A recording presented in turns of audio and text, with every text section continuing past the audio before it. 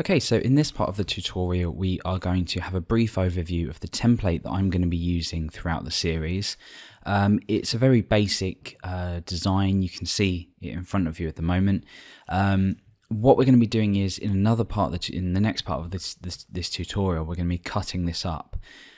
So in this video, we're going to be reviewing the markup. We're not going to look too much at styles or anything like that, but try to understand the markup and the styling if you don't already understand the front end side of development. But we'll be reviewing the markup, so feel free to skip this if you're already accustomed to HTML, CSS, things like that. Yeah, so essentially this is what we're going to be building our site on. The reason I've chosen such a basic template or created such a basic template is just because of how everything's laid out. We've got the menu at the top here, including a logo, which is just text at the moment. We've got a header for whichever page we're on. At the moment we're on template.php, which just houses the markup and the styles. There's no back-end code. And we've got a content area here, which is going to be things like the registration form, any error pages, or anything like that. Now we've got a widget sidebar as well, which you can see separated by this dotted line, and this is going to house the login form, so the username and password that the user is going to be able to type in. It's also going to house things like how many users are currently active on the site, or how many users are currently logged in, just things like that. So we can duplicate this if we want.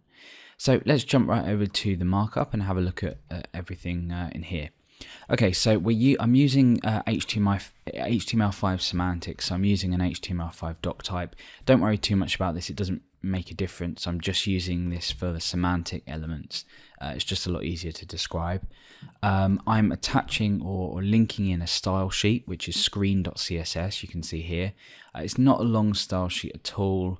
There's a few things in here that, after you've downloaded this template, which is available at the phpacademy.org forum, you might just want to have a look through it. So, look at certain properties and everything like that if you're not accustomed to CSS.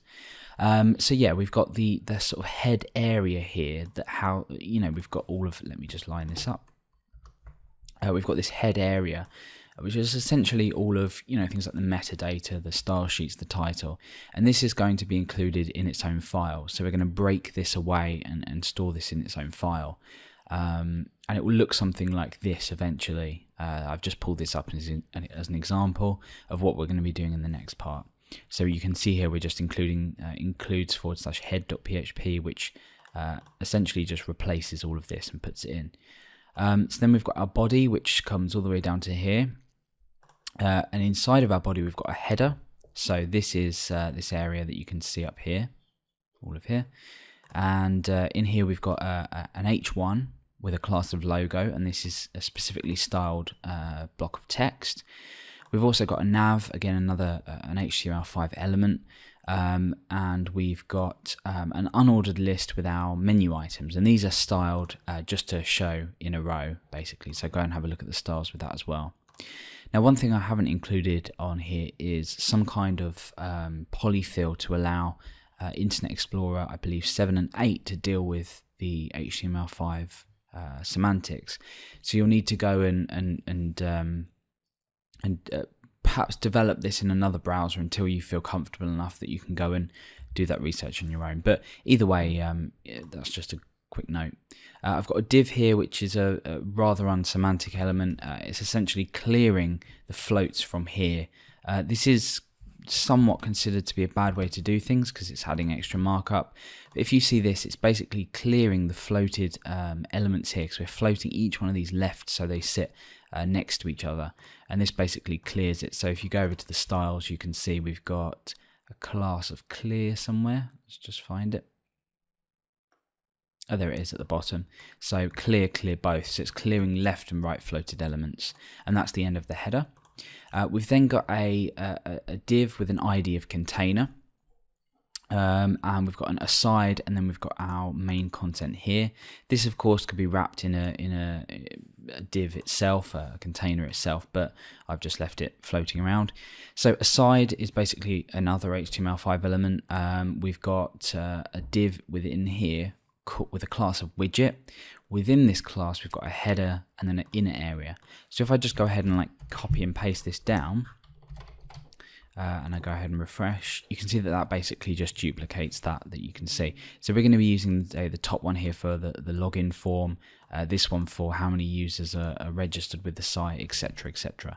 And these will all go in there in separate files, which will include perhaps based on a condition. So if the user is not logged in, we might want to say include this particular widget that shows a login form. Or if the user is logged in, we might want to show the particular widget that greets the user and tells them that they can change their password, log out, etc. And like I said before, we've got this down here, which is just the header for the page, and then some area. So essentially all of this here goes in the header. You can see the last thing we include is the aside, and then from just after the content from here is included in the footer, and that's all put in footer.php, this here. Obviously we have a footer, I didn't explain that, but it's fairly self-explanatory. So essentially what we're going to end up with is a page looking like this. Let me just type it out in a sort of mock form.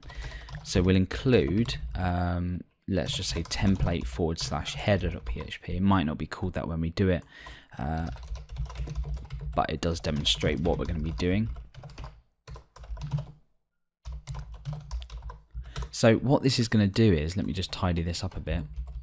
What this is going to do is it's going to allow us to, if we then want to go ahead and create another file, we include the header, we include the footer, and therefore we don't actually need to go and duplicate the markup. So if we need to make a change to the header somewhere, we can go in and make a change to the header or the sidebar or some metadata, add some metadata.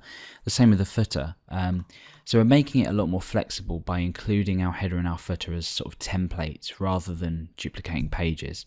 So hopefully that makes sense. And in the next part of the tutorial, we're going to actually be cutting this up and looking at the directory structure of our login and registration system as well. So we'll be able to cut everything up and make sure that we start to work on a really good ground for building this up and making it a lot easier for ourselves.